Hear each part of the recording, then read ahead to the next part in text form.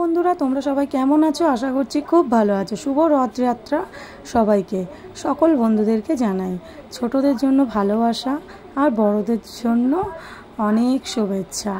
তো দেখো আমার ছেলের রথ কিন্তু একদম রেডি। তো আমি তো কিছু করতে পারিনি, ওই জন্য পাপা রথ কিনে একেবারে সব কিছু সাজিয়ে গুজিয়ে নিয়ে এসেছে।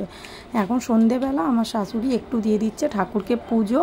তো ঠাকুরকে একটু ফুল টুল দিয়ে খেতে দিয়ে দিল, খেতে দিয়ে পুজো টুজো দিয়ে দিচ্ছে। দিয়ে এবার আমি ওদেরকে, ওরা রথ নিয়ে বেরিয়ে যাবে, চলো আমি এখন পাঁপড় ভাজতে চলে যাই। বেরোয়নি, মানে রথটা ঘরেই সাজিয়ে ঠাকুরকে খেতে দেওয়া হয়েছে।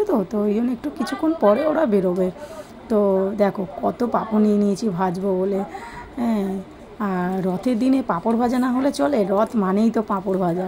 তো দেখো বন্ধুরা আমি এক কামলি পাঁপড় ভেজেছি। তো রথের দিনে তো সত্যি পাঁপড় ভাজা না খেলে চলেই না। তো ভিডিওটাকে স্কিপ না করে পুরোটা দেখতে থাকো, লাস্টে কিন্তু ধামাকা আছে।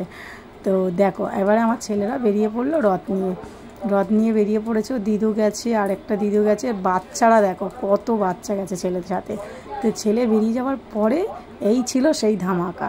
কেননা সত্যি কথা গাইস, এত ভালো লাগছিল রথটা দেখতে। দেখো সবাই মিলে রথটা টানছে। আমার এমনই মানে কপাল বলতে পারো, আমি কোনো বছর এই সোজা রথে দিনে আমি রথ ধরতে পারি না, টানতে পারি না। তো কী করবো, ব্যাড লাক। তো দেখো গাইস কতটা ভালো লাগছে, আমার তো খুব ভালো লেগেছে। তোমাদের কেমন লাগলো অবশ্যই কমেন্টে জানিও। আর এই ছিল আজকে রথ। তো ভালো লাগলে ভিডিওটা like comment share, and please আমাকে আমার পাশে